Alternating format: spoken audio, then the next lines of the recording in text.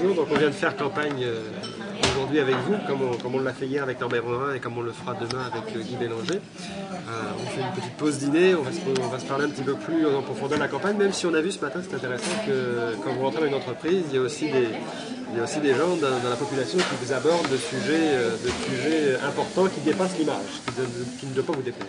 Oui, ça va. Première question, qu'est-ce que ça vous fait qu'actuellement ce soit, je dirais, un ancien député qui fasse campagne sur des réalisations quand c'est vous le député sortant? Bien, écoutez, moi je l'ai dit déjà en débat, je crois qu'en tant que député, on se doit de travailler sur des dossiers et des enjeux régionaux. Une fois qu'on a entrepris ces démarches-là et que malheureusement, comme il y a eu une élection, les réalisations sont venues par après. Il faut donner à César ce qui est à César, mais il n'y a pas de César dans ça. C'est justement, le député ne peut pas se réclamer de la paternité de quelque chose simplement pour dire « j'ai réalisé quelque chose ».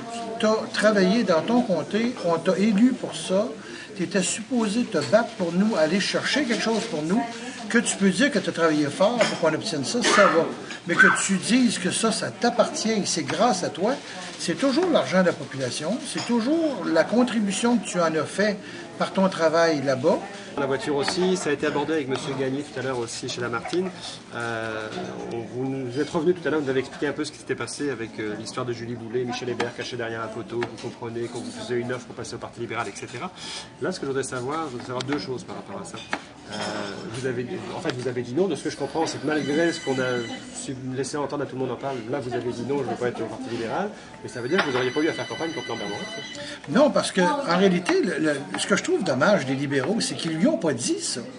Ça, je trouve ça dommage. Parce qu'en réalité, quand un parti vient me voir et dit « Claude Béchard l'a fait, Julie Boulet l'a fait, Monsieur Philippe Couillard l'a fait alors qu'il n'était plus ministre en disant « Claude, si on t'approchait, qu'est-ce que tu penserais? Est-ce que tu viendrais? » Quand les gens comme le député Arcan de Mont-Royal disent « Monsieur Roy, on s'en prendrait un gars comme vous dans notre clan », moi, ça m'a toujours flatté, mais pas de là à accepter.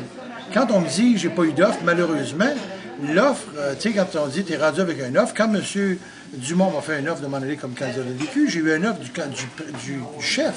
Là, j'ai pas eu une offre de M. Charest. Donc, je trouve ça un peu plate pour Norbert Morin, parce que si j'avais accepté de m'en venir libéral, bien Norbert ne sera pas là, c'est moi qui aurais été candidat libéral dans mon pays. Donc, ils l'ont pris parce qu'il n'y avait pas le choix, il n'y avait pas personne d'autre. Et donc ça veut dire aussi que là, ça va être la sous-question de la deuxième question, ça veut dire que votre image, je dirais, un petit peu entachée avec l'histoire d'un journal, ne déplaisait pas tant que ça aux libéraux, selon vous? Ah ben, pas du tout, parce qu'il n'y a même pas d'histoire entachée avec Infoman. C'est une émission humoristique. Même M. Charest est allé avec Marc Labrèche, n'oubliez pas ça. Aujourd'hui, on n'en parle plus, mais en 2003, il avait fait un sketch de détective avec une moustache.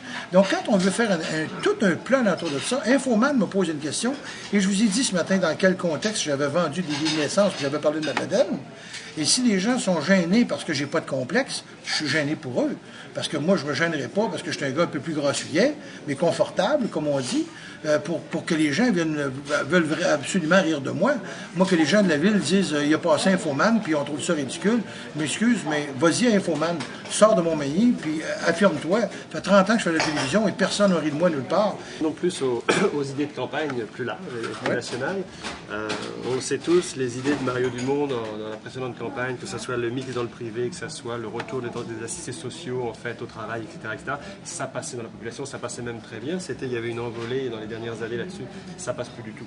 En tout cas, on nous traduit dans les journaux que ça ne passe plus du tout. Ce constat-là, pour vous, c'est quoi? C'est que les gens veulent plus ça? Ou? Non. Moi, je vous dirais, et je vais revenir sur une étape très, très loin. Les gens ne s'en rappellent pas. Même vous, M. Batelli, probablement, vous n'y étiez même pas. Dans le temps de Maurice Duplessis, quand les journaux étaient contre Maurice Duplessis a décidé de partir son propre journal.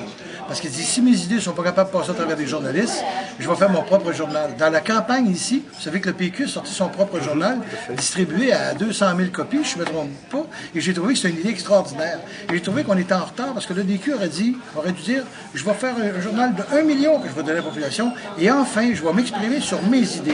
On va prendre chacun des thèmes, on va les débattre, on va avoir des pour, des contre, on va avoir des spécialistes, et enfin, les gens vont pouvoir lire la vraie information.